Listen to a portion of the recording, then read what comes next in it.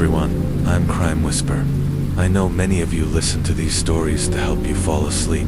So before you drift off, I'd love for you to leave a comment telling me where in the world you're listening from. And if you enjoy the story, don't forget to like and subscribe. Now, let's get comfortable, take a deep breath, and dive into tonight's case. Story 1 hour. Story centers around a man named Ingolf Turk. He was 58 years old, born in Germany, and had a magnetic charm, especially with women.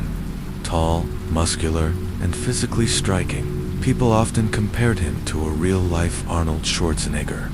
He had a calm, composed demeanor, and behind that rugged appearance was a man with a passion for skiing, cigars, and motorcycles. As a teenager in East Germany, Ingolf was an accomplished pole vaulter and even served as a reserve athlete for the 1980 Moscow Olympics.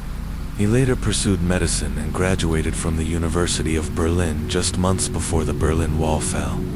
He trained at Fright Hospital, one of Europe's largest medical institutions, and specialized in endoscopic prostate surgery, a technique that drew crowds to watch his skilled hands at work. But few knew that behind this polished exterior lay something far darker. In 2001, Ingolf moved to Norfolk, Virginia, at the invitation of Dr. Gerald Jordan, a renowned urologist. The plan was for him to stay for just 6 months. At the time, he was married to a nurse he had met during his residency in Berlin, and they had 2 children together. However, during his time in Virginia, Ingolf met another woman. Within a year, he married her. After returning to Germany, his reputation continued to grow. He was soon recruited by John Libertino, the head of urology at Leahy Clinic in Massachusetts. Ingolf spent 6 years there, still a respected surgeon, though no longer the groundbreaking pioneer he once was, as robotic-assisted surgery became the new frontier. Ingolf began to fade into the background. In 2008, he became chief of urology at St. Elizabeth's Medical Center in Brighton. The hospital featured him in promotional videos, riding his motorcycle to work, working out in the gym, emphasizing the blend of physical and mental prowess it took to be a top surgeon. Yet, by 2015, his second marriage was falling apart. The divorce was lengthy, bitter, and emotionally draining. It dragged on for over 2 years, and ended with custody awarded to his ex-wife. Ingolf described her as irrational and volatile, and accused her of alienating him from their children. Just a few months later, in November 2017, he faced a malpractice lawsuit from a patient named Robert Young, who claimed that Ingolf had failed to remove all the cancerous tissue during surgery. Tragically, Young died the following year, leaving behind 2 children. That same month, Ingolf met Kathleen McLean. Kathleen was a 45-year-old occupational therapist and Reiki practitioner. She had striking red hair, green eyes, and 3 children from previous relationships. She lived in a modest home in Sudbury, Massachusetts, and ran her own energy healing business, Birch Energy and Healing. She loved nature, sunflowers, and blue hydrangeas, and was deeply spiritual. The 2 met online and bonded quickly. Kathleen was enchanted by Ingolf's stories of East Germany and his medical accomplishments. He was drawn to her beauty and her nurturing spirit. Their first date was dinner and live music, followed by a motorcycle ride through the streets of Dover. Just 4 months later, Ingolf proposed. Kathleen sold her house, and she and her children moved into his sprawling 5,400 square mansion. At first, their life together seemed ideal. They walked hand in hand through the neighborhood with their dog, Cooper. Kathleen contributed financially to the household and even helped with renovations. But after moving in, she let her therapy license lapse, something Ingolf had encouraged. In May 2019, Ingolf saw his last patient at St. Elizabeth's. By November, the Massachusetts Attorney General's office ordered him to repay $150,000 to the state for billing for surgeries he hadn't performed. To continue practicing, he would have to complete a costly remediation program. In February 2020, he officially left the hospital. That's when everything began to fall apart. Engulf's mood changed drastically. He drank heavily, slept poorly, and became more controlling. He kept the malpractice investigation hidden from Kathleen, but while he was away in Germany, she found a locked safe in their home. Inside were documents exposing the lawsuit and ongoing investigation. She was devastated. From then on, Ingolf became increasingly erratic. He once tore through their shared wardrobe in a fit of rage, demanding Kathleen reorganize everything perfectly. He took away her car keys. He even forbade her from driving either of their vehicles. In December 2019, during a heated argument, he grabbed Kathleen, slammed her head into the bed frame, and choked her until she nearly passed out. When she regained consciousness, she screamed so loudly that one of her children rushed in. Later, she texted a friend as my vision went black. The last thing I saw was his face twisted in rage. Despite the violence, Kathleen didn't leave. Right away, Ingolf apologized, and the very next week, they traveled to Las Vegas and got married in a quick chapel ceremony. But the abuse didn't stop. On January 11th, 2020, after she missed his calls during a Reiki session, Ingolf met her at the door, picked her up, and dropped her to the ground so violently that her shoes flew off. That month, Kathleen went to the Dover Police Department to say she planned to file for divorce and wanted officers nearby when she told Ingolf. She told police he had become volatile and controlling since losing his job. He monitored her phone, installed cameras throughout the home, and used a GPS tracker to follow her every move. She also said he criticized her weight, tracked her calls, and demanded printouts of all her messages. One day, while helping her son with a school project, Ingolf walked up to her, cut off a lock of her hair, and nicked her skin with scissors when she resisted. At a party, she confided to friends that she was planning to leave him. When he found out, he shoved her to the floor. That was the final straw. She returned to the police and filed a formal complaint. The officers took her seriously. The previous choking incident had raised a major red flag. It's often one of the strongest indicators that domestic violence could escalate to homicide. A restraining order was granted, but when Kathleen returned home and showed it to Ingolf, he refused to leave. Terrified, she called the police again. Officers arrived and confiscated 5 handguns, ammunition, and his firearms license. Ingolf packed a few belongings and left. He moved between hotels and a friend's mobile home in Florida, but he kept trying to maintain control. He called their water delivery service and canceled it. He tampered with the thermostat. He even attempted to repossess her car, despite being physically gone. Ingolf refused to let go, and as you'll hear in the next part of this story, things only get darker. Part 2. The murder of Kathleen McLean. After Kathleen filed for a restraining order, and Ingolf was forced to leave the house, he didn't let go easily.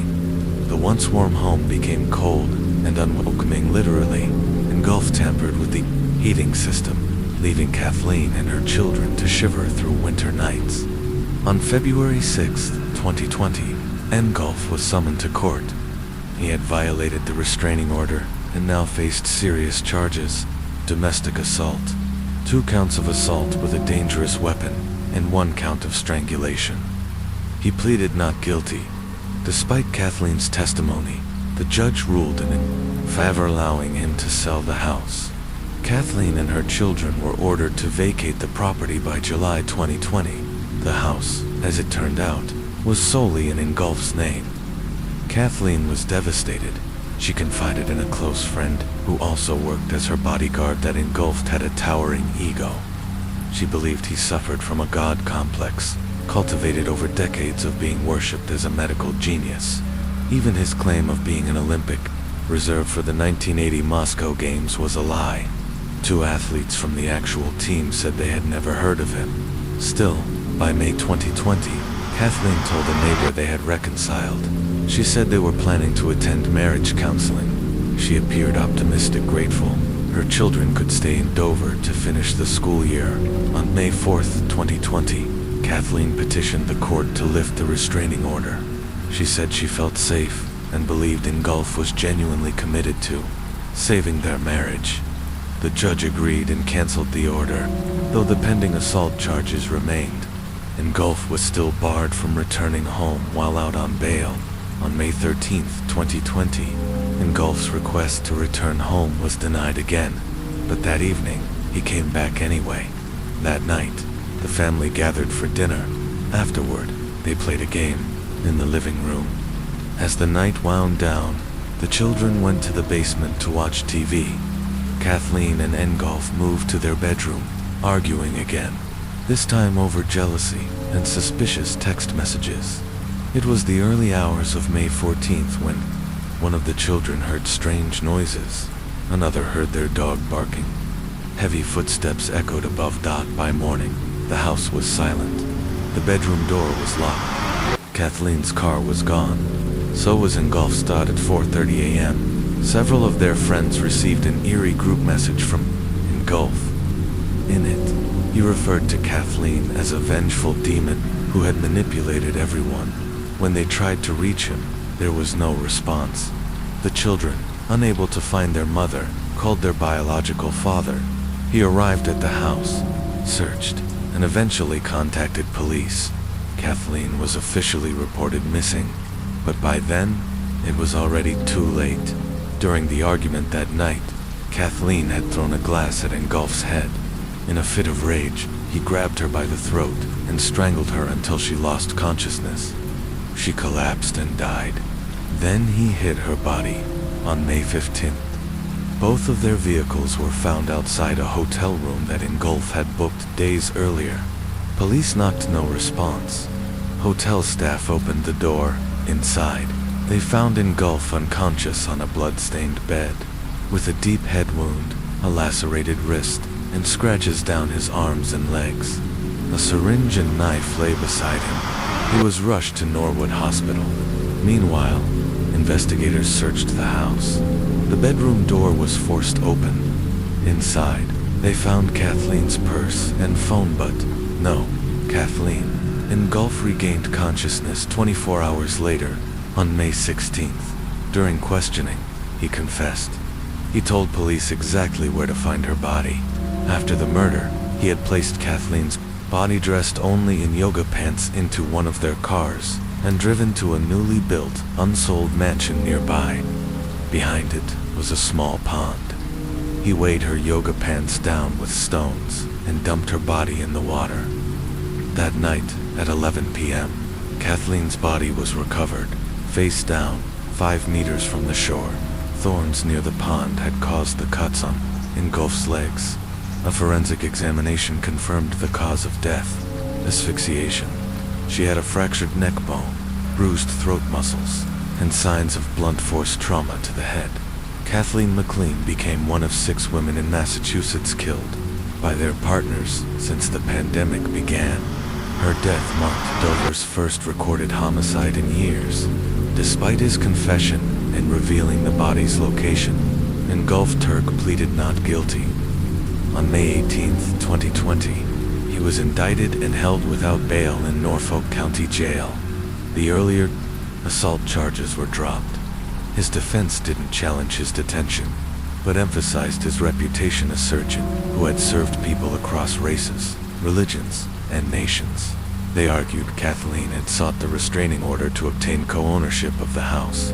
They insisted he would fight for a full acquittal, but only Kathleen truly knew the man he had become. A man who consumed by ego and furious his wife to death in a locked bedroom. Story TWO, the Beijing dormitory massacre to outsiders. He seemed like a gentle, soft-spoken man, quiet, kind, but in a span of just 20 minutes, he turned into a monster, unleashing a frenzy of over 110 knife strikes. The victims, 8 young women roommates sharing a modest dormitory in Beijing. What drove this man to such madness? Was it cold-blooded rage, or something far more sinister? The answer lay in one chilling clue. On May 30th, 1999, in the early hours of the Morning, Beijing's emergency hotline received 2 frantic calls. The first was from a young woman. Her voice shook with terror. "Please hurry. There's a man trying to kill us. He's already stabbed several people." Before she could finish, screams erupted and the call abruptly ended. A second call came minutes later. Another woman, this time from outside the building, reported, "There's a girl lying in a pool of blood at the base of my building. I think she's dead." The location, Handix Residential Complex, Building 2. Police raced to the scene. What they found was beyond imagination. Outside, near a truck, lay a woman in her early 20s. She had 6 stab wounds and a deep gash across her throat. Barefoot, her hair disheveled, a trail of blood suggested she had been dragged. But that was just the beginning. Blood smeared the entrance, stairs, and walls of the building. It led to room 203 on the 2nd floor. The door was unlocked. Inside, the air was thick with the scent of blood. 7 more young women dressed in underwear or sleepwear lay scattered across the apartment, on beds, floors, and corners, brutally murdered. The apartment had 3 rooms, 2 used as bedrooms, 1 as an office. The victims were all between 17 and 24 years, old employees of a jewelry sales company from Fujian province, living and working in Beijing. They were selected for their poise and beauty sales consultants by day, roommates by night. All were unmarried. Some had lived there for months. One had moved in the day before. Forensics found no signs of sexual assault, no forced entry, no theft of phones or large sums of money. This wasn't a robbery. It wasn't personal. It was an execution. The killer wore socks, no shoes. That's how they knew the bloody footprints weren't left by any of the women, and among the victims' blood, there was a 9th person's DNA. Police believed the killer had injured himself in the attack, and since the bloody sock prints led only as far as the hallway, the killer likely lived nearby. Officers launched a door-to-door search. Residents gave statements. One man living in room 202, right next door, stood out. His name, Zhao Leon. He said he heard nothing, claimed he slept through the night. Police were skeptical. They began collecting sock prints from everyone in the building, but Zhao never gave his. He had quietly slipped away. Police turned to his wife Jiang for answers. She worked the night shift as a switchboard operator. That night, she received a complaint about screams from the 2nd floor of Building 2. When she rushed home to check on her husband and child, she found a body outside, then called the police. What she didn't know was that the monster who did this might have been inside her own home. Asterisk. Beijing Dormitory Massacre, Part 2. The killer next door. When police first questioned Zhao Leon rang. The quiet neighbor living in room 202's next door to the crime scene. He appeared calm. Too calm. He claimed he had slept through the night and heard nothing. But when his wife Jiang pressed him the next morning, he grew defensive. "Enough," he snapped. "This has nothing to do with us. Stop bringing it up." Jiang initially let it go, reassured by his confidence. But in her private interview with investigators, she admitted something had felt ... off. She recalled that when she saw the body outside and looked up, only 2 apartments had their lights on room 203, the scene of the massacre, and her own bathroom, meaning someone inside her apartment had been awake. More troubling still, she noticed that her husband had washed his clothes in the middle of the night. Unusual behavior for a man who claimed to have slept soundly through a mass murder happening next door. These inconsistencies cast a new light on Zhao. Police tracked him down at his workplace. He looked weak, almost ill, when they approached. They explained their investigation, took his footprint samples, and placed him under surveillance. The forensic analysis brought a breakthrough, but also a mystery. Zhao's left footprint matched the bloody sock prints found at the crime scene, but his right footprint didn't. The second toe was oddly missing from the print. Could there have been 2 killers? One matching the left print, another the right. The theory was briefly entertained, but quickly dismissed. The idea of two killers, each responsible for half a footprint trail, made no logical sense. The discrepancy, however, was crucial. If police had collected only the right print, Xiao may have walked free. But veteran footprint analysts noticed something. The prints from the crime scene were left by someone in motion, whereas Xiao's prints had been taken while standing still. That difference dynamic versus static explained the missing toe. Xiao was summoned again. This time, police paid close attention to his right foot. There it was, physical anomaly. His second toe was unusually long and curled upward, often overlapping the first and third toes, a rare trait. When he pressed his foot down gently, the toe left no visible mark, but when asked to walk across white paper, the impression became clearer with every step. They had him climb stairs. The print of the second toe emerged plainly, a perfect match with the prints found in room 203. It was the smoking gun, yet footprints weren't the only evidence at the crime scene. Forensic teams had discovered blood from a ninth individual, a man injured during the attack. When police confronted Xiao and asked to examine his body, he hesitated, then asked, "Can I have a cigarette?" After nervously smoking 3, he slowly undressed. There it was, a fresh, unhealed gash on his upper thigh. His blood sample was taken by the evening of June 5th. The DNA results came back a match, with the physical evidence now overwhelming. Xiao confessed. The quiet technician next door had slaughtered 8 innocent women in one of Beijing's most horrific mass murders. But why? Born in 1962, Xiao Lianrang was 37 years old at the time of the killings.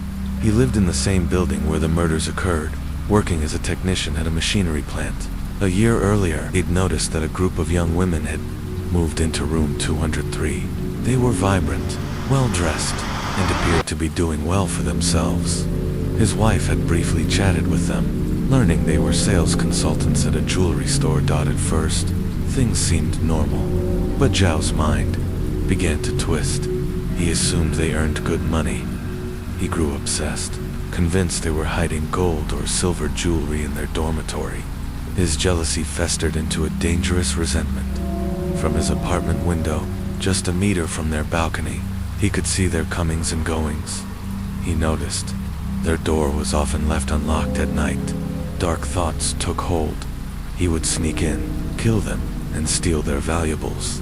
No witnesses, no trace. He believed he could get away with it. May 29th, 1999. With his wife on the night shift and his young son asleep, Xiao made his move. Shortly after 3 a.m., he dressed in shorts and socks, slipped on white gloves, and grabbed a sharpened fruit knife. He climbed across the narrow gap between balconies, entered room 203 through the unlocked southern door, and stepped into the main bedroom. Inside, 6 women were sleeping. He thought there would only be 2, panicking but determined.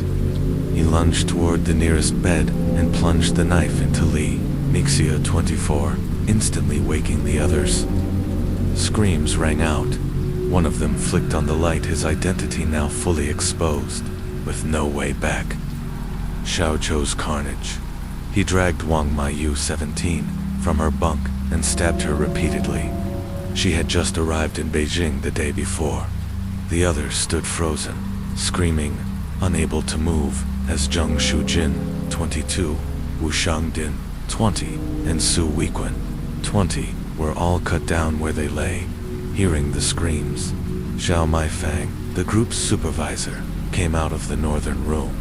Zhao stabbed her, but she managed to escape, bleeding, through the front door. She pounded on neighbors' doors, but no one responded. Back in the apartment, Chen Ruhua, 21, tried to call for help. She had made the first emergency call, but Zhao returned. He saw her bleeding and crawling toward the phone. He stabbed her again. Then came the final victim. In the northern bedroom, Xu Xiaoying, 24, had been hiding. After hearing Chen's attempt to call, she locked the door, but Zhao, in a frenzy, kicked it open and stabbed her too. Only when he was sure everyone was dead did he search for valuables. He found only a small sum of cash. Unbeknownst to him, $2,500 was hidden in a drawer. He never found it. Nearly 25 minutes had passed, covered in blood. Xiao left room 203 through the front door and slipped into his own apartment, just next door. He stripped off his clothes, flushed the gloves down the toilet, and washed himself clean. Only then did he notice a deep cut on his thigh. He treated it quietly and returned to bed. His son still asleep in the next room. He thought he had gotten away with it, but his wife's 3:30 a.m. call to the police, and a few critical observations too. Lights on. Middle of the night laundry would slowly unravel everything. Justice on July 2nd, 1999. The Beijing No. 1 Intermediate People's Court publicly tried Xiao Liang rang. He confessed. He was sentenced to death after his appeal was rejected and the death sentence confirmed. Xiao was executed on July 21st, 1999, but no punishment could restore the lives of the 8 women, each in the prime of life, who had simply been trying to make a future for themselves in the big city. Xiao's fate was no loss to the world. He was a petty, resentful man jealous of others' success, driven by greed and delusion. In seeking to destroy what he envied, he destroyed himself. Asterisk. The Crime Whisper Story 3. The Kidnapping of Wanjin Lu. Riches, Ransom, and Revelation. Toronto, Canada, March 23, 2019. While relaxing thousands of miles away in Hainan, China, Mrs. Jiang received a strange international phone call. The voice on the other end was garbled, speaking broken English she could barely understand. She was about to hang up until she caught a phrase in heavily accented Mandarin. Wanjin Lu, her youngest son's name. A wave of dread surged through her. Was he sick? Was he in trouble? She tried to ask questions, but the language barrier was insurmountable. The caller hung up. Moments later, the phone rang again. This time, a Mandarin-speaking man claimed to be Wanjin's classmate in Tehran. His words shattered her world. Wanjin has been kidnapped. Mrs. Jiang collapsed in tears. She called her husband, Mr. Lu, in a panic, but his reaction was skeptical. "This is just a scam," he said calmly. Another scheme to extort panicked parents. The shocking surveillance footage, but Mr. Lu's skepticism would crumble just hours later, during a routine security review. Staff at one luxury condo complex in Markham, Toronto, reviewed surveillance footage from the underground parking lot. What they saw horrified them. At around 3 p.m., Wanjin Lu, arm in arm, with a tall, glamorous woman, entered the garage. The two climbed into his Land Rover. Moments later, a black SUV misreported as a van initially screeched to a halt, blocking their path. 3 masked men jumped out. One exchanged a few words with Wanjin through the windshield. Then, without warning, 2 of the men grabbed him while the third deployed a stun gun, striking Wanjin repeatedly until he collapsed. They dragged him into their SUV and sped off. The woman beside him remained frozen in shock for several minutes, then stumbled out of the car barefoot, her heels in hand, trembling. She eventually fled the building and reported the incident. The security guard who discovered the footage immediately alerted Toronto police. Disbelief and denial when officers contacted Mr. Lu to inform him of the verified abduction. His response left them stunned. "You scammers have gotten bold, even pretending to be the police now." He berated the officer on the phone, certain it was a sophisticated fraud. Even when Toronto police involved the Chinese consulate, Mr. Lu was unmoved. "Now you're impersonating consulate officials. If the Prime Minister of Canada calls me, I still won't believe you." The police were baffled. Was this a case of a parent orchestrating their child's disappearance? Left with no choice, police held a press conference, releasing the surveillance footage. The video went viral, its crystal clear resolution sparking public fascination. "What brand are those cameras? People asked. How are they so hidden in a country where most security footage is grainy and barely usable? This footage was pristine, showing the kidnappers' height, build, clothing, even the Canada Goose logo on their jackets. And crucially, their license plate. Who is one? Lou. Attention shifted to the victim himself.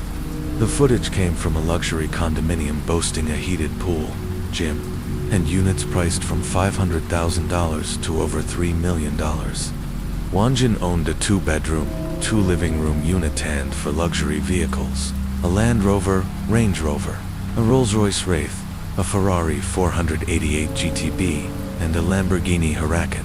On social media, Wanjin flaunted it all: supercars, luxury watches, gourmet meals, designer clothes, and glamorous women. He wasn't studying abroad, he was living a reality show of excess. A witness under scrutiny: police initially suspected the woman with Wanjin may have been involved. Why hadn't she stopped the abduction? Why did she run without alerting authorities? It turned out she did call the police, but gave the wrong address and struggled with English. Her report was not taken seriously. She later recounted that the men had approached Wanjin, claiming they were scouting music video locations and wanted to feature his car. She felt uneasy they were masked and had no cameras. But before she could warn him, Wanjinayev and flattered stepped out to chat. They recognized good taste, he reportedly said. Moments later, he was unconscious, dragged away. The breakthrough: thanks to the clear footage, police traced the SUV to two Somali brothers with prior theft records. Just as officers moved in, a dramatic twist unfolded. The escape. Gravenhurst, Ontario. On March 27th, a young Chinese man appeared at a farmhouse in Gravenhurst, over 100 miles north of Toronto. Disheveled, scratched, and terrified, he pleaded for help. It was Wanjin Lu. The farmers took him in and called the police. He was rushed to the hospital, where his identity was confirmed. His parents flew to Toronto, and the family was tearfully reunited. Wanjin's ordeal he described: being stripped, dressed in rags, chained, and taped at the mouth. He was forced to relieve himself where he sat, fed only once. He couldn't understand. The kidnappers, which worsened his fear, would they kill him? On the third night, they threw a smelly sack over his head and tossed him from a moving vehicle. Luckily, the snow cushioned his fall. He wandered barefoot until he found help. Why was he released? Within a week, the Somali brothers were in custody. A third suspect, aged 22, was arrested soon after. A fourth escaped to the US, prompting an international warrant. But questions lingered. Why would ruthless kidnappers suddenly let a hostage go? The official story: their ransom attempts failed. The kidnappers had tried calling Mr. Lu using Wanjin's phone, but were blocked by language barriers, disbelief, and a paranoid father. Desperate, they reached out to Wanjin's friends. Most ignored them, thinking it was a prank. Somehow, one friend relayed the message, but Mr. Lu again refused to believe it. Now, the kidnappers were more desperate than the family. Still hoping for ransom, they moved Wanjin to a friend's basement, stripped him of valuables, and kept him there. But the high-quality surveillance footage made them panic. They knew it was a matter of time before police came knocking, so they cut their losses and let him go. Was ransom paid? Rumors swirled. Police said the kidnappers demanded 500 Bitcoin, worth nearly $2 million at the time. But Mr. Lu denied ever receiving such a demand. Strangely, he also claimed Wanjin was not truly wealthy, just playing pretend. The condo and cars, all rented, he insisted. In Canada, luxury can be rented cheaply, but police disagreed. Records showed all of Wanjin's assets were paid in full, in cash, totaling over $3.7 million in just 5 months. Who is Mr. Lu? Curious netizens dug into Mr. Lu's background.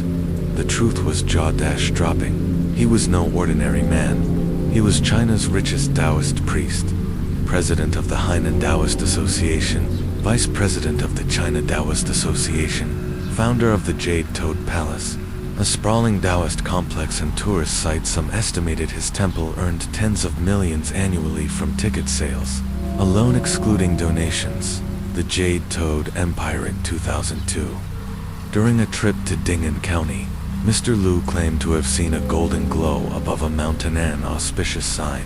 Inspired, he sold off his businesses, secured loans, and signed a land lease to build a Taoist temple.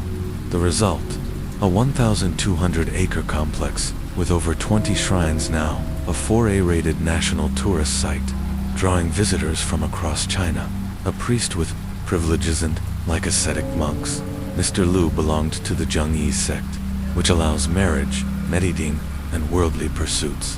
He claimed his journey into Taoism began after a misunderstanding at a South African restaurant where a local fluent in Mandarin gifted him a copy of the Tao Te Ching, *The Crime Whisper episode, Faith, Fire, and Viral Regret, Part 1. The priest's son and a high-tech ransom plotted began on a quiet day in Hainan, China, March 23, 2019. Mrs. Zhang was lounging in her garden when her phone rang, an international number. On the other end was a panicked voice in broken English and heavily accented Mandarin. Wanjin Liu, kidnapped, Toronto, help. She froze. Her youngest son's name. Was it a scam? The phone cut off. It rang again, a Mandarin speaker. This time a young man claiming to be Wanjin's classmate in Toronto delivered devastating news. He's been kidnapped. It's real. Mrs. Jiang collapsed. But when she called her husband, Mr. Liu, with the news, his reaction stunned her. It's a hoax, he said coldly. A new kind of scam targeting panicked parents. But the news he dismissed as fraud would soon be confirmed by surveillance footage from a luxury condo in Markham, Ontario. CCTV. Crystal clear horror in the building's underground garage. Wanjin Liu and a fashionable woman entered his Range Rover. Suddenly, a black SUV blocked them. 3 masked men stormed out. One man fired a stun gun through the window. Wanjin convulsed. They dragged him out, unconscious. The woman remained in the passenger seat, frozen, heels in hand, stunned. Then she ran barefoot into the cold, trying to get help. Toronto police, now with undeniable evidence, tried again to contact Mr. Liu. His response: "You're police now. If the Prime Minister of Canada calls me, I still won't believe it." Baffled, authorities turned to the public. They released the high-definition footage, igniting a firestorm of media attention. The footage revealed not only the assault, but even the license plate number and Canada Goose logos on the jackets of the abductors. Who was Wanjin Liu? The world wanted to know. Who was this young man worth kidnapping? Wanjin Liu was the son of China's wealthiest Taoist priest. At just 22, he lived in a multi-million-dollar condo, drove 4 luxury cars, and posted lavish images online: Rolls-Royces, Ferraris, designer clothes, and private parties. His father, Mr. Liu, was no ordinary man. He was the president of the Hainan Taoist Association, founder of the Jade-Toed Palace, and a rival in wealth and influence to the Shaolin Temple's abbot. Despite preaching simplicity, Mr. Liu turned Taoism into an empire. His 1,200-acre religious resort offered wellness, spirituality, and luxury, generating millions in ticket sales and donations. "The faithful may be poor," Mr. Liu once said, "but this priest does not maximize profit." He once lost $364,000 to a woman who claimed to be his spiritual wife. When she was convicted of fraud and sentenced to 15 years, Mr. Liu swore never to be fooled again. So when the calls came claiming his son was kidnapped, he was unmoved. Once bitten, twice paranoid. The escape 4 days later, over 150 kilometers north of Toronto. A barefoot Chinese man knocked on a farmhouse door. Dirty, bruised, and terrified, he begged for help. It was Wanjin. He had been stripped, restrained, and dumped in the woods. By some miracle, he escaped and stumbled across a rural property. He was rescued and hospitalized. His parents flew in for an emotional reunion. He recounted his 5-day nightmare, restrained, underfed, blindfolded, and mocked.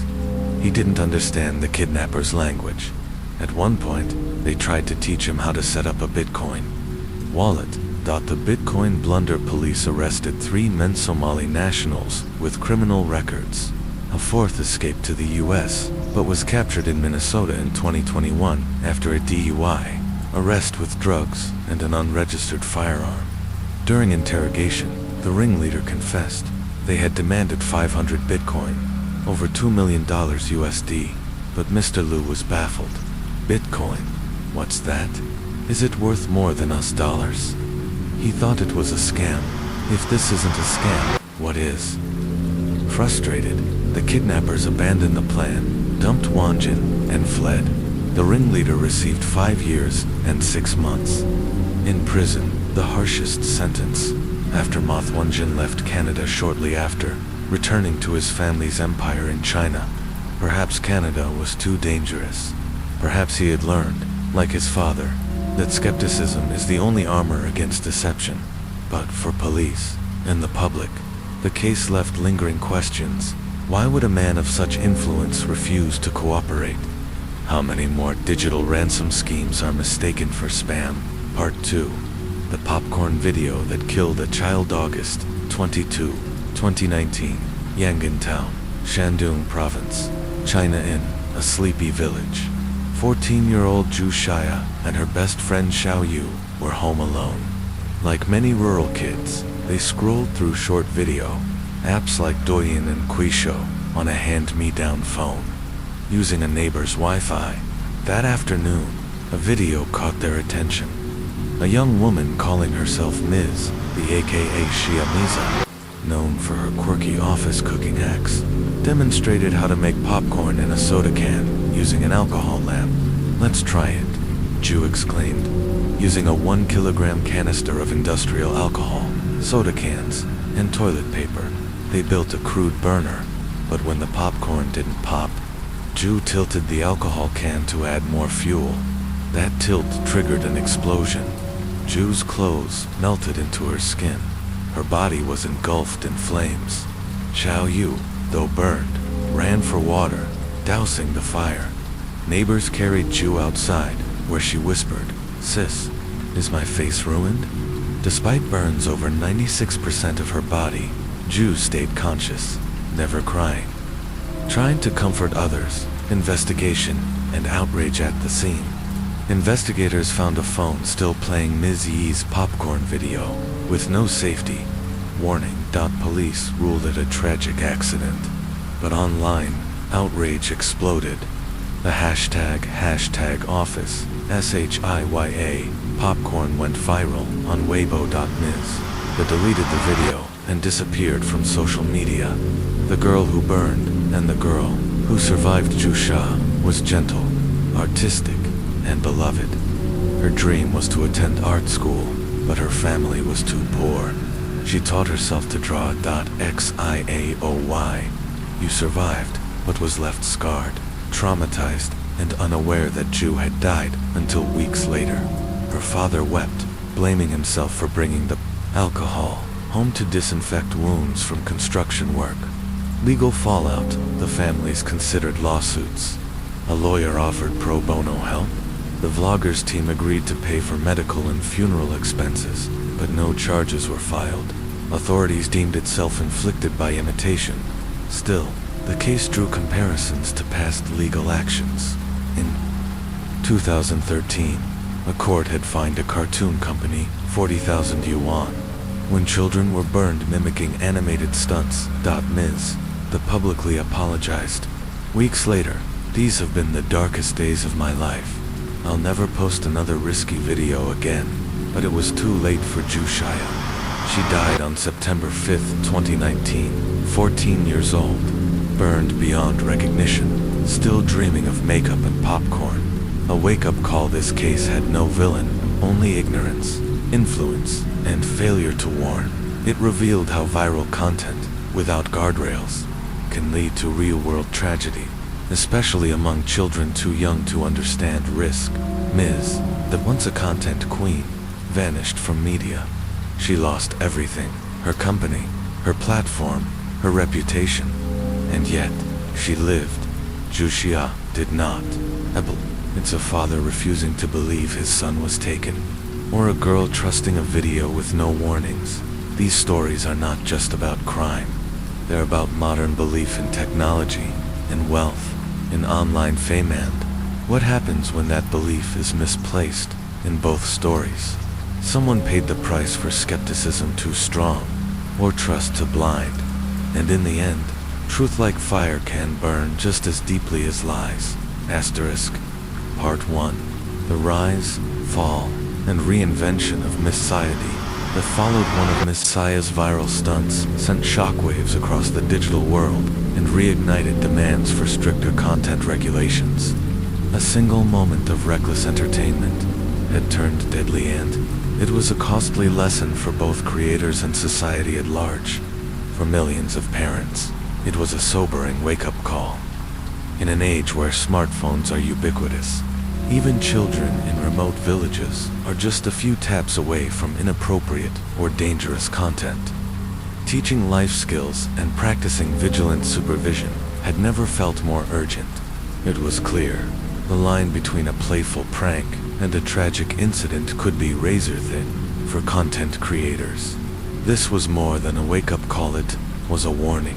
Was chasing clicks, fame, and followers worth the risk to human life? Shia herself, dubbed the office foodie, was tormented by the consequences. Under intense public scrutiny and online threats, she suffered sleepless nights and considered walking away from her career entirely. In September 2019, she stopped uploading altogether. Quietly, many of her earlier, more reckless videos were removed. Sponsorships were frozen. On rare occasions, she shared raw, emotional updates filled with doubt, guilt, and remorse. She reappeared online a month later. On October 14, 2019, Shia uploaded a short video titled with a stark warning, "Creative content, do not imitate." It became a permanent disclaimer in all her future content. She overhauled her production process, implemented fire safety protocols, and pledged to support community safety initiatives to begin rebuilding trust. Still, criticism persisted. Some accused her of continuing shamelessly, unwilling to forgive.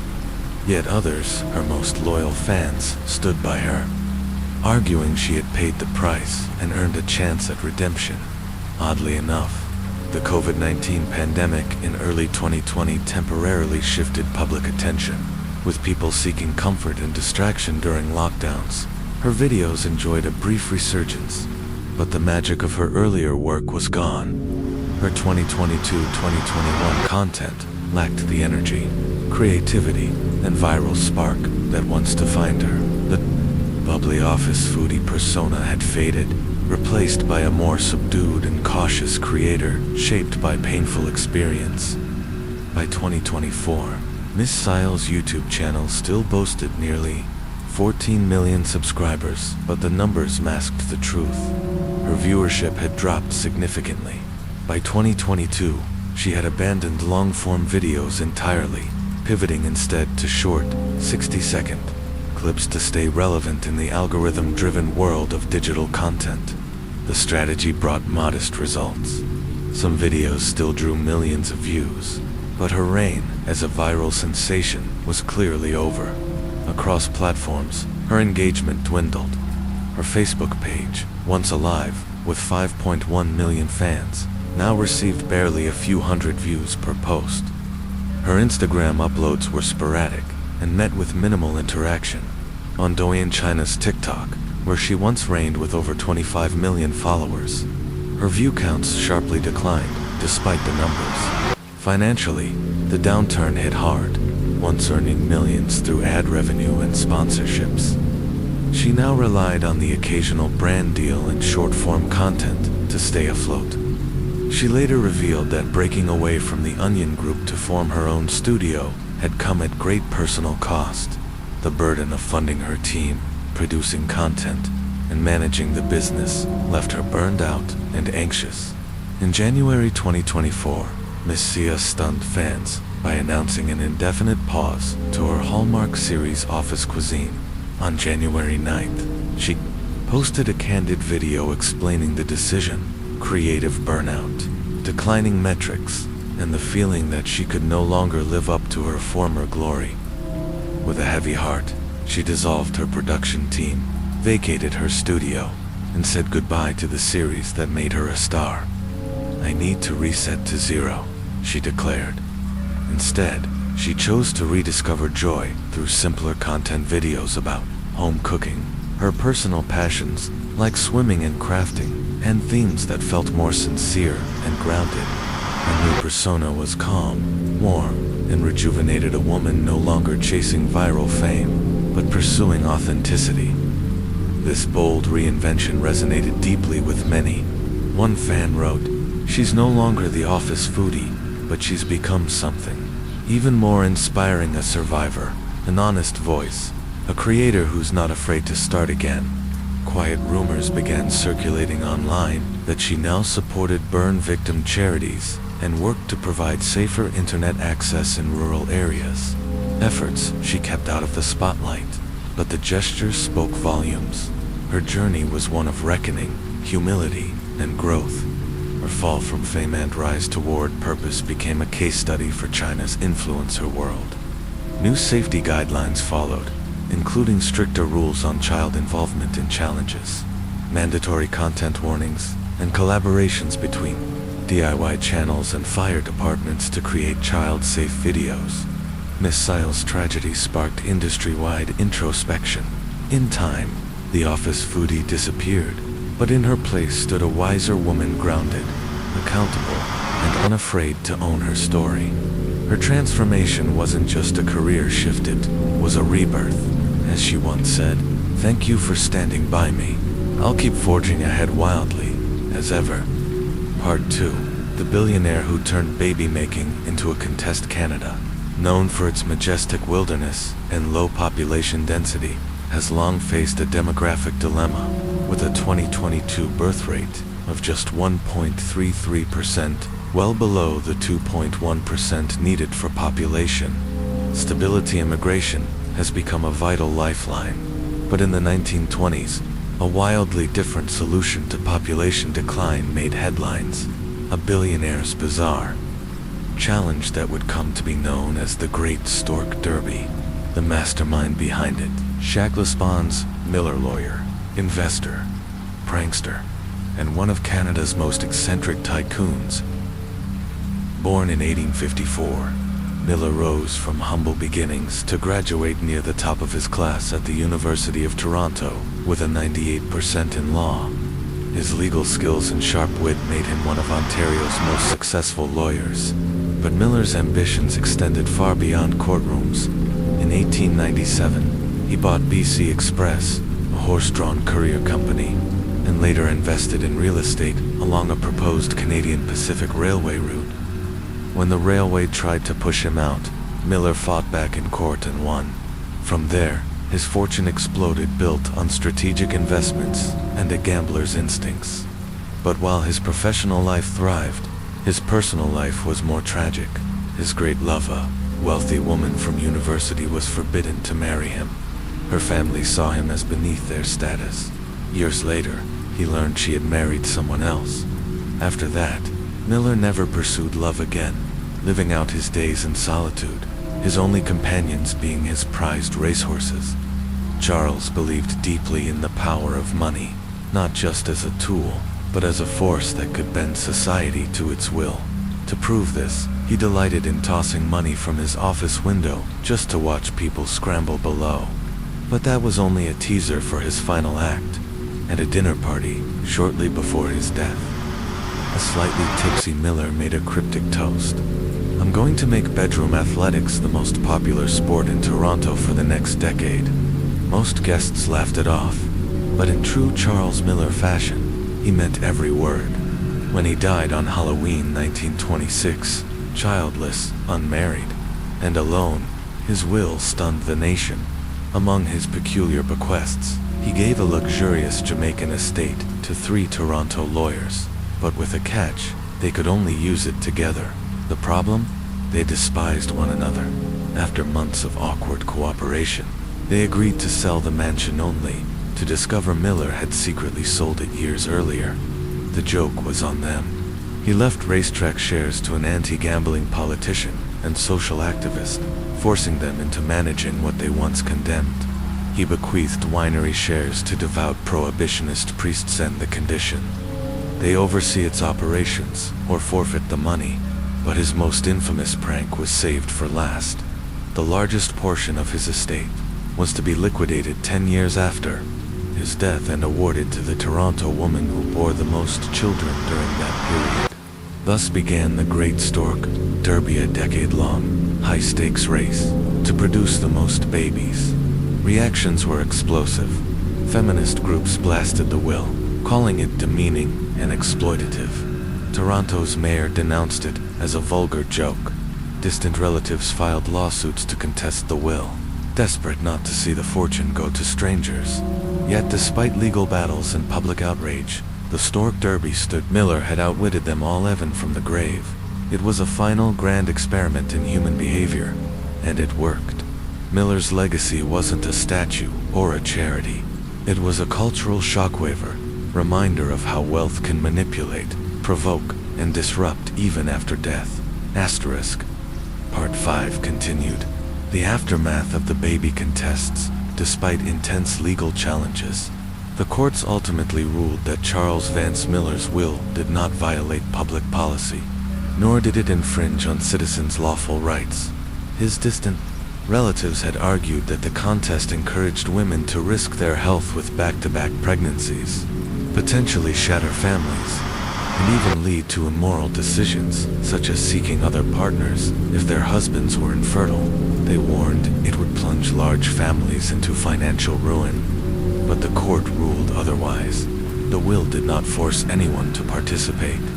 People had the freedom to pursue the prize ethically or otherwise. The responsibility lay with the individual, not the will. The case escalated to Canada's Supreme Court. But even there, Miller's will stood firm. Every word had been carefully crafted by a legal genius who knew how to bulletproof his document against attack. After the legal storm faded, the contest slipped into the background. Most assumed it would be forgotten.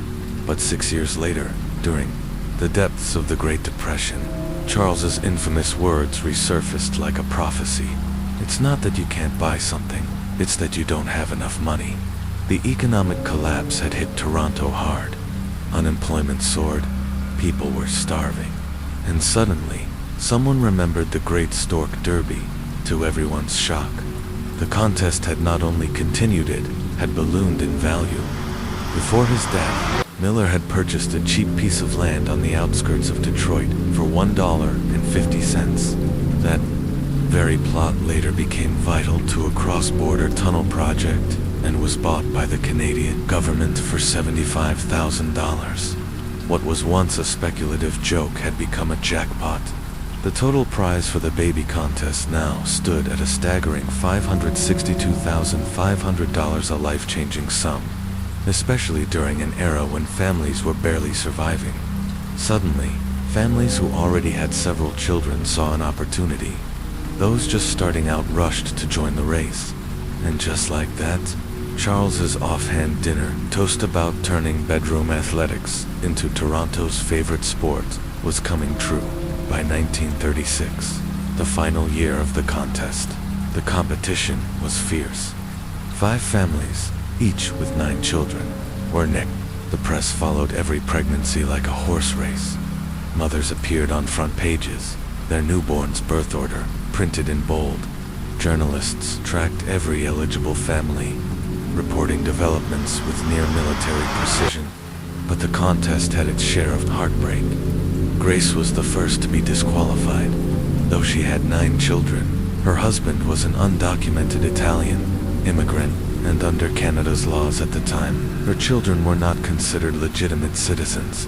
Then came Pauline. She gave birth to 10 children in 10 years.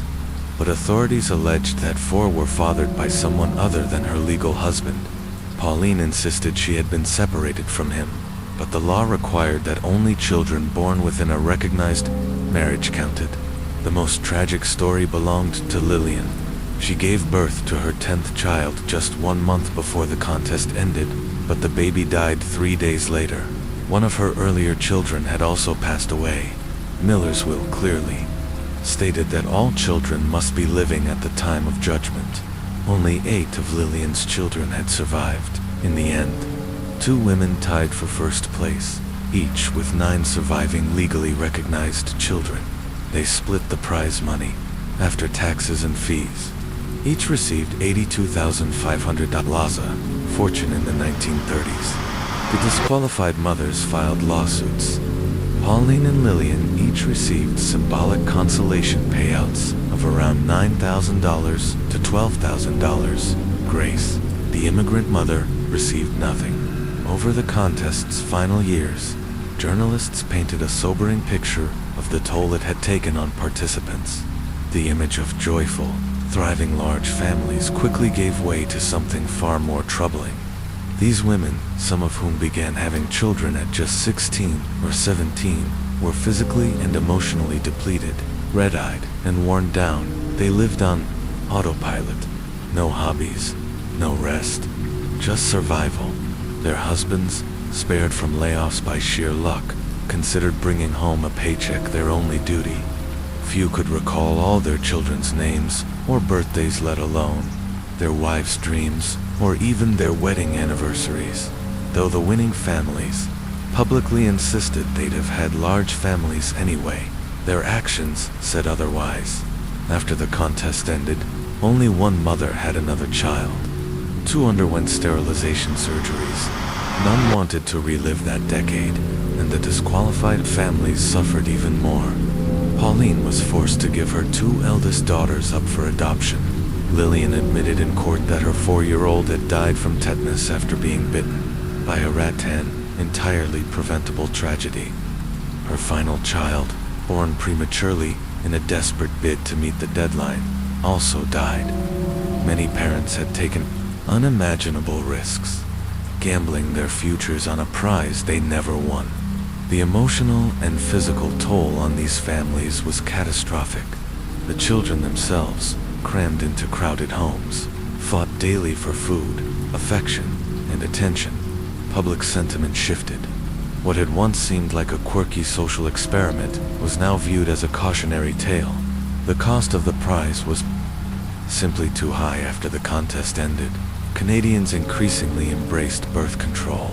More women pursued higher education, careers, and autonomy. The societal role of motherhood began to evolve, and birth rates slowly declined. In retrospect, Charles Vance Miller's contest wasn't just a prank, it was a psychological experiment on human behavior, engineered by a man who understood how deeply wealth could shape, twist, and expose human nature. Even he likely didn't anticipate how far it would go, or how much suffering it would leave in its wake. Story 6, 25 years. Behind bars on Innocent in January 2025, a monumental decision rocked South Korea's legal system. After 25 years behind bars, a prisoner serving a life sentence was found innocent and released in a historic retrial. It was the longest wrongful imprisonment ever overturned in South Korean history and the first time someone with a life sentence was officially exonerated. The person who walked out of that prison wasn't a hardened criminal. It was a woman in her late 40s. Her name, Kim Shin-hai. Her story began on March 7, 2000, at 5:50 a.m. A passerby in the small town of Wando, South Jeolla Province, discovered the lifeless body of a man near a rural bus stop. Police arrived quickly and identified the victim as Kim Jun, 52 years old, and classified as having a level 3 physical disability. Near the body were broken shards of a car's signal light. At first, police believed it was a hit and run, but something didn't add up. The forensic report revealed no external injuries or internal bleeding. No signs of the kind of trauma you'd expect from a car accident. Instead, the autopsy found a blood alcohol level of 0.303%, enough to incapacitate most people, and 13.02 micrograms per milliliter of doxylamine, a sedative. That raised an important question. How did a man with a severe mobility issue and a dangerously high sedative alcohol mix end up 4.3 miles from his home? Police suspected foul play. Someone had likely drugged Kim Jun, transported him, staged the accident, and fled. Days later, a shocking confession seemed to confirm their theory. Kim Chun's eldest daughter, Kim Shin-hai, then a 23-year-old stage actress living in Seoul, walked into the police station and confessed to the murder. She claimed that on the night of the crime, she crushed 30 sleeping pills into a bottle of liquor and gave it to her father, passing it off as a liver tonic. After he drank it, she drove him to the roadside bus stop, left him there, and returned to her grandmother's house. But why would a daughter kill her own father? Kim Shin-hai revealed a horrifying motive. 2 months prior, she had learned that her half-sister, just 16 years old, had been coerced by their father into meeting his perverse demands. The news dredged up memories of her own abuse by Kim Jun years earlier when she was in middle school. The anger, the guilt, the trauma of it exploded into a decision she believed would protect her siblings and put an end to the cycle. Asterisk. Story 6. 25 Years of Darkness. The Life and Trial of Kim Shin-hai, January 2025. South Korea's judicial system was rocked by a seismic revelation. After 25 years in prison, a woman serving a life sentence was declared innocent in a retrial and walked free. This case not only set a record as the longest wrongful imprisonment ever overturned in the country's history, but also marked the first time a life sentence had been vacated through a retrial. But the person who stepped beyond the prison gates wasn't who anyone expected. It wasn't a notorious killer or a hardened criminal. It was a soft-spoken woman with a slender frame, now in her late 40s. Her name, Kim Shin-hai. Let's rewind to the year 2000. To a quiet village in Wando, South Jeolla Province. The death of Kim Jun-in. The morning of March 7th, at 5:50 a.m., a local villager discovered the body of Kim Jun, a 52-year-old man with a level 3 physical disability, lying motionless near a rural bus stop. Broken shards of a car's signal light lay nearby, leading police to assume it was a hit and run, but something didn't fit.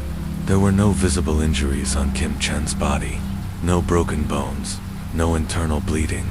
The autopsy revealed a blood alcohol content of 0.303%, enough to render him unconscious, and a high concentration of doxylamine, a sedative often used in sleep aids. Authorities concluded this was no accident. Someone had sedated Kim Jun, transported him to the road, and staged the scene to look like a car crash. Soon after, his daughter Kim Shin-hai, a 23-year-old stage actress from Seoul, walked into the police station and confessed. She told investigators she had crushed 30 sleeping pills into a bottle of alcohol and passed it off to her father as a liver tonic. As the drug took effect, she drove him out to the roadside, abandoned him, and fled back to her grandmother's house. But the story wasn't over, not even close. A coerced confession. Just days later, the case took a bizarre turn. Kim Shin-hai claimed her confession wasn't genuine. During her father's funeral, on March 8th, her uncle-in-law had pulled her aside and whispered something chilling. "Your brother did this. If you don't take the blame, he's going to prison." Fearing for her brother's future, she went to the police and falsely confessed. But her brother was quickly ruled out. He had a verified alibi that raised deeper questions. Was Kim Shin-hai covering for someone, or was the whole confession the product of family manipulation? As investigators dug further, they discovered something troubling. The claims of sexual abuse by Kim Jun, cited as Kim Shin-hai's motive for murder, were fabricated. Extended family members had urged the siblings to lie, believing it might earn Shinhai's sympathy or a lighter sentence. The public's perception shifted. Villagers who had once condemned her now petitioned for leniency, yet legal doubts remained. How did she arrive in Wando on the exact night of her father's death? And what about the 4 hours she couldn't account for? Piecing together the timeline, Shinhai offered a meticulous account of the days leading up to the incident. On March 1st, she and her brother drove from Seoul to visit their grandmother in Wando. They planned to return the same day, but her brother chose to stay. Shinhai drove back alone. On March 5th, she intended to visit a friend's housewarming party in Gwangju and pick up her brother afterward. But that morning, her parked car was damaged in a collision. The repairs delayed her plans, forcing her to cancel the party. When she offered her brother bus fare, he refused. He wanted her to come in person. So on March 6th, at 6 p.m., she rented a car and headed back to Wando. During the drive, she called her father from a rest stop. He was home, drinking with 2 villagers, and told her to drive safely. He'd even make her chicken porridge. When she arrived, the villagers confirmed overhearing the call and described their relationship as affectionate. Checkpoint footage placed her entering Wando at 12:55 a.m. on March 7th. Instead of going straight to her grandmother's, she said she parked near the village and called friends from a public phone. But at that hour, no one wanted to meet. She then called her grandmother's house. Her younger sister answered and said their father was drunk and had just argued with their grandparents. Fearing a confrontation, Shinhai decided to stay in her car and rest. She fell asleep. Hours later, she returned to the house, but during the phone call, she had lied about her location, saying she was still en route. This lie became a key piece of evidence in her conviction, with police claiming it proved premeditation. Shinhai said she was simply afraid her grandmother would be upset if she knew she prioritized seeing friends before coming home. Insurance. In the notebook, investigators later uncovered that Shinhai had purchased 8 accident insurance policies in her father's name, totaling about $250, equivalent to 350,000 KRW at the time. Was this financial motive? Shinhai explained she had been fascinated with writing screenplays and often drafted plot ideas in a notebook. The notebook found by police, full of cryptic, sinister-sounding phrases, was simply fiction. As for the insurance policies, at the time, insurance was trending. Sales agents often visited homes. Her father, being disabled, didn't qualify for standard life insurance. So she took out accident policies to compare coverage. 3 had already been cancelled by the time of his death. And importantly, the policies had a 2-year waiting period before any payout could be made. With the incident occurring just 2 months after purchase, no payout was possible. Plus, the primary beneficiary wasn't Shinhai, but her father's second wife, her stepmother. It made no sense that Shinhai, who had worked at an insurance agency and understood the fine print, would commit murder for a payout she couldn't legally receive. A trial full of flaws despite weak physical evidence. Police charged her. In April 2000, prosecutors sought the death penalty. After years of appeals, the Supreme Court upheld her conviction and sentenced her to life in prison. But she never gave up. From her cell, she wrote hundreds of letters to government agencies, lawyers, and journalists. Eventually, her case caught the eye of attorney Park Chun-young, who began her decades-long fight for justice. Park discovered massive procedural failures. The so-called murder weapon, 30 sleeping pills, was never found. Police claimed she spiked her father's drink, but no residue, no rice bowl, and no liquor bottle were ever recovered. Forensic tests showed that the drug concentration in Kim Chen's blood would have required at least 100 pills, not 30. Even more damning, no DNA, no blood, or hair samples from Kim Jin were found in the rental car. Worse still, police searched Shinhai's residence without a warrant, a blatant violation of protocol. One officer conducting the search was a civilian, a military friend of the policeman in charge. Despite all this, Her conviction stood. The long road to retrial in 2015, 15 years after her sentencing. The Korean Bar Association filed for a retrial. Later that year, a district court granted the request, the first time a lifer in South Korea was allowed a retrial, but the prosecution appealed. The case dragged on until 2018, when the retrial was finally confirmed. Then began another agonizing 7-year wait. On January 6, 2025, the court delivered its verdict. Not guilty. The court ruled that the confession could have been coerced. The search was illegal, and no concrete evidence tied Kim Shin-hae to the crime. She walked free after 25 years in prison, but her story was far from over. Freedom bet, not liberation. Following her release, a program called Unanswered Questions aired a special on Shin-hae's case. What they found was heartbreaking. Living with her brother, her only guardian, Kim Shin-hae showed signs of severe paranoia. She told reporters she was a Russian princess and the heir to a Chinese fortune, claimed her brother was an imposter, and insisted North Korean spies were monitoring her. She fled her brother's home, believing she was in danger. She refused to return. Her condition worsened. Experts believe her paranoia began around 2017 or 2018, around the time her retrial was approved, but justice remained elusive. The long delay shattered her hope and trust. She even fired her attorney 11 times, convinced he was working against her. Each time, her brother quietly rehired him. Her behavior became increasingly erratic. She showed reporters a notebook filled with cryptic symbols, which she claimed proved her father had kidnapped her. Eventually, she was admitted to a psychiatric hospital for monitoring. Experts warn that if her condition doesn't improve, future legal proceedings may continue without her, though she is technically free. Kim Shin-hae remains trapped by trauma, by suspicion, by a justice system that stole her youth and left her scarred. The question that haunts the public is simple. If it wasn't Kim who did it? The uncle-in-law who encouraged her to confess had no clear motive.